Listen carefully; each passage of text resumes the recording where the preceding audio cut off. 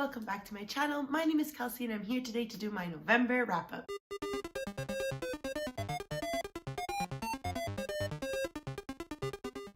I want to apologize now for the dark circles under my eyes. I don't know if it's because I was tired, if my makeup was leaking. I do have oily eyes, so my eyeliner and mascara does get on my bottom lids, which makes me look tired than I really am. I look exhausted. I'm so sorry for this. So you are currently with me on my bed because I am really tired. I worked really hard this week. Not that I don't work really hard every week, but I had a really big thing going on this week. So I'm quite exhausted, quite tired. I just got home from work. So we will be doing this wrap up in my cozy bed. The month of November was a little rough for me.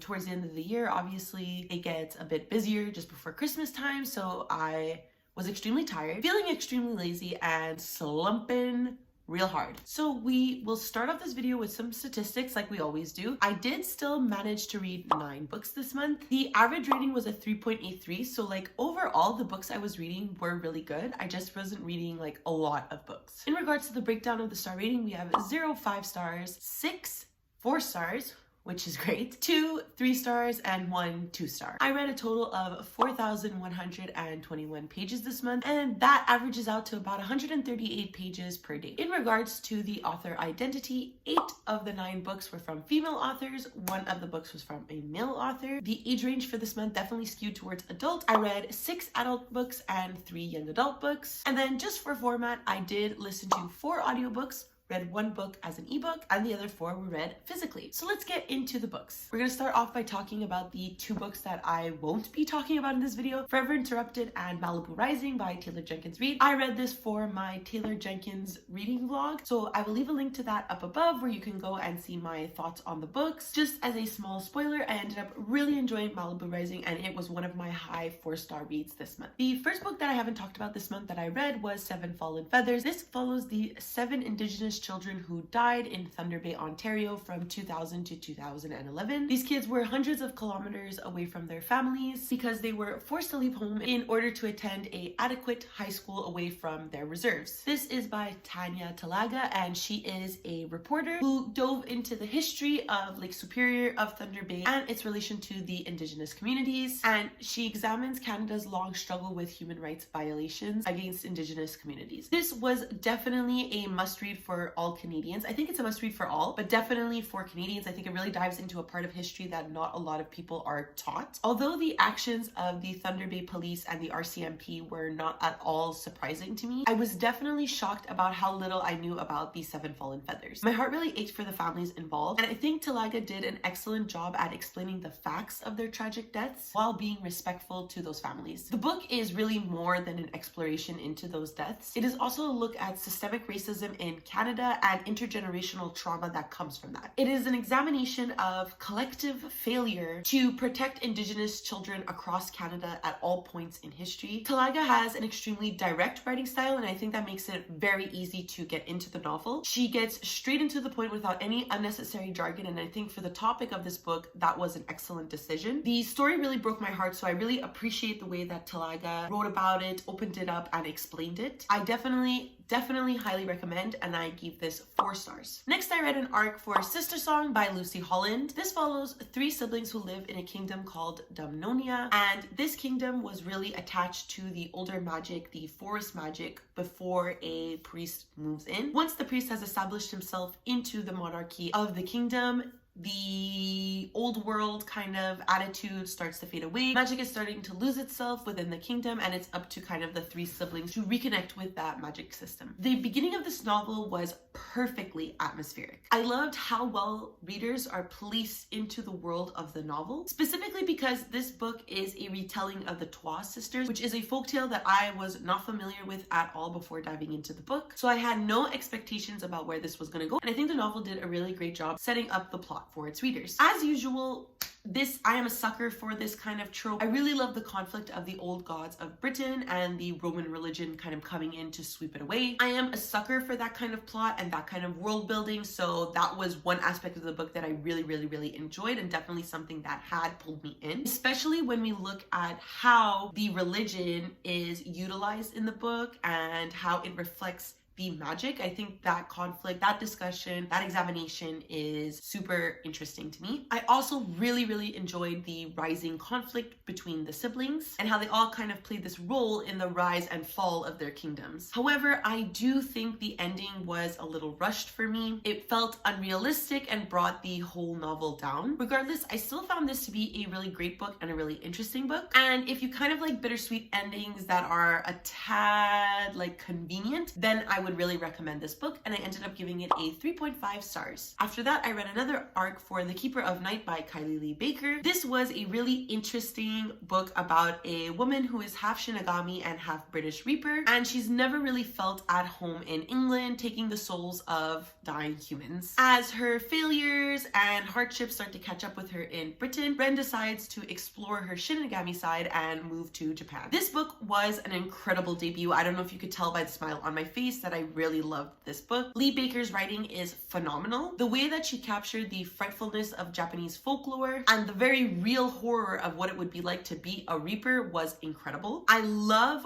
horror fantasy, and I think Lee Baker did a really great job at making that palatable for the YA audience. In addition to this, our main character Ren is very morally gray and also villainous, and I'm completely obsessed with her. She's exactly the type of main character that I love to read from, and every decision that she started to make within the book began to completely unravel her. How her story can possibly conclude in a second book is beyond me, but I trust Lee Baker to do it and do it efficiently. The entire 100 last pages of the book had me gasping out loud because I really could not believe what was happening, and it really kept me at the edge of my seat. My one minor small little complaint about this book is the love interest. While I do think he played a crucial role in unraveling Ren's character, I think their love moved a little far too quickly for my liking, and I wish there were just a few more pages to really develop this relationship and develop the love that they had for one another, and then I think the ending would have been a tad more believable to me. But other than that, this was really great. I highly recommend. I think it is a fantastic debut novel, and I gave this a 4.5 stars.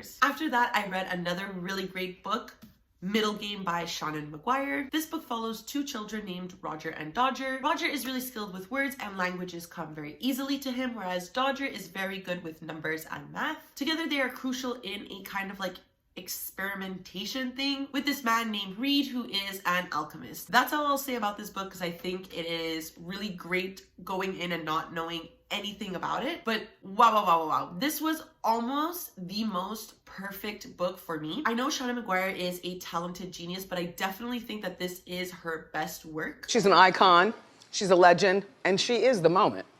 Now, come on now. Her writing is incredibly addictive, and I could not stop thinking about this book whenever I put it down because I absolutely needed to know what was happening to Roger and Dodger. They are definitely some of the most interesting characters that I have read from this year. I was definitely more invested in this book in the first half rather than the second half, simply because I just love reading about children discovering their powers and the love that they have for their other sibling. It was wonderful. I loved their connection. I loved how they worked together. The world building and plot around alchemy and how that plays into Roger and Dodger discovering this new world is exactly the type of stuff I love to read in fantasy. Again, the only minor complaint I have about this book was that the final third of the novel was a little bit confusing for me, and it was hard to understand exactly what was happening, and that made it kind of hard for me to visualize in my head. But other than that, no complaints. I love this and I highly recommend it as well. And I ended up giving this a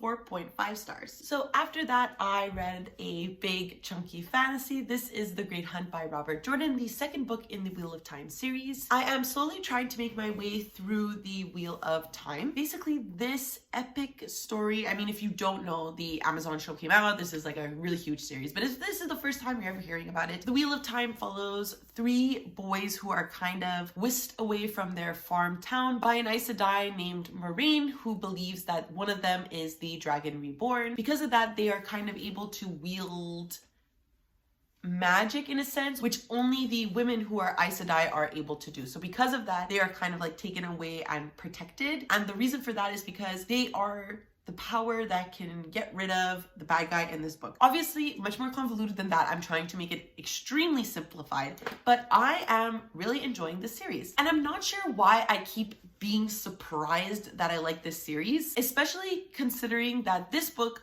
opened up the world and expanded it so much. I think the characters have improved and really grown from the first book, and it really showed their differing personalities, all while remaining pretty strong-willed and motivated. Except Matt, of course. I hate him. He's my least favorite character. Everybody tells me Matt gets better. He is not getting better.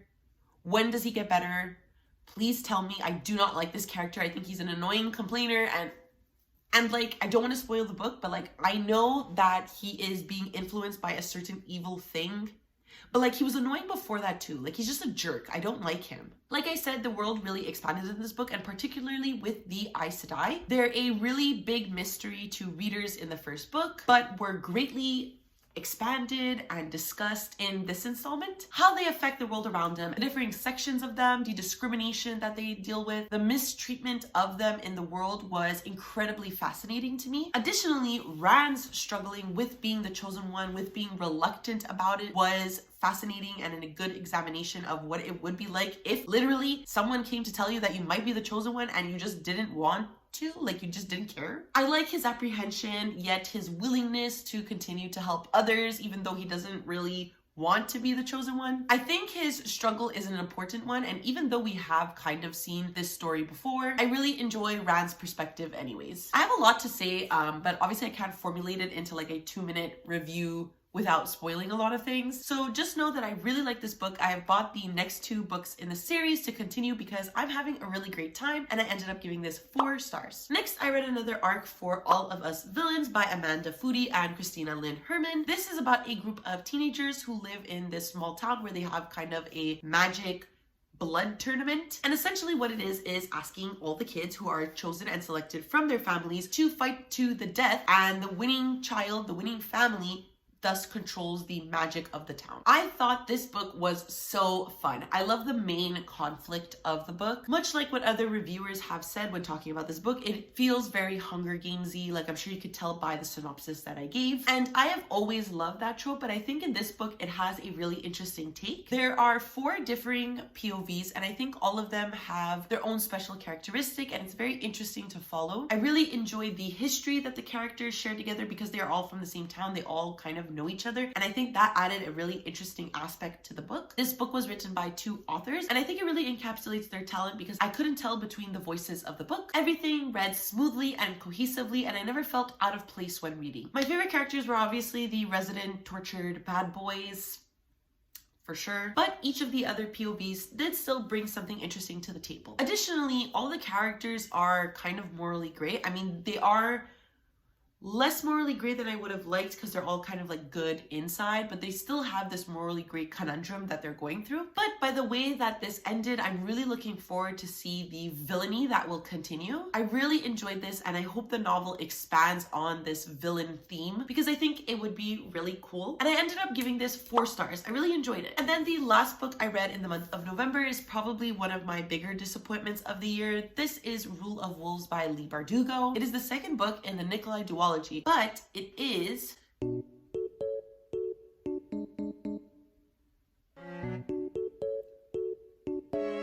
the 7th book in Leigh Bardugo's like Grisha verse. So this follows Nikolai. I won't go into what this duology is about, but Nikolai is a prince in the Shadow and Bone trilogy. He meets Alina, they become like homies. It's a grand old time, and Nikolai is one of my favorite characters in the Grisha verse, so you can see why this might be a disappointing ending for me. And I want to start off this review by saying that I don't dislike this book, but like, you know when you want to give a book 5 stars and it just doesn't turn out that way, so it just becomes disappointing. I love the characters that are in this book. Our main trio, Nikolai, obviously amazing. Zoya, my fucking queen, my literal queen. Tell me you're of Italian descent without telling me you're of Italian descent. And I really enjoyed how Nina's story ended too. I love Nina. She's one of my favorite characters from the Six of Crows duology. I think the way that the characters grew within this finale was great. But I felt very bogged down by the length of this novel. It was definitely like riddled with some points of view that I don't think we needed, because it didn't feel like those perspectives really added anything to the novel. They helped further a really convenient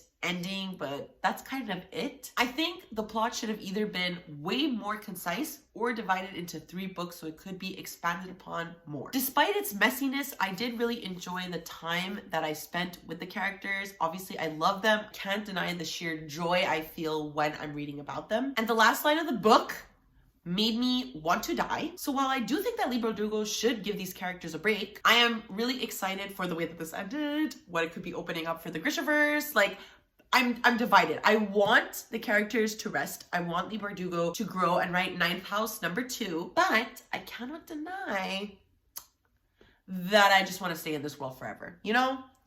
Conflicts of interest. Leigh Bardugo can just keep giving me Grishaverse books because it's like Param to me. It's like Param. I will take it gladly every time, even though I know it's not good for me. Oh my God! Okay, it's happening. Everybody stay calm. What's the procedure, everyone? What's the procedure? Stay calm! Wait. Everybody just calm down! And so because of that, I ended up giving it a 3.5 stars. Not a bad rating, just not what I was expecting to give it. And that's it. These are all of the books I read in the month of November, including the ones that are in here, but you know what I mean. I will put this down because it's heavy. If you have read any of these books, please let me know down below. I love to talk about things. Did you like them? Did you hate them? Let me know. And if you would like to follow me on any of my other social medias, I do leave a link down below to my Twitter, Goodreads, and Instagram if you would like to follow me there. But now that it's the end of the video, don't forget to like, subscribe, and ring the notification bell. It does wonders for my channel and makes me feel really special. But that's it. I don't know how to end these things, so I guess I will see you next time. Bye!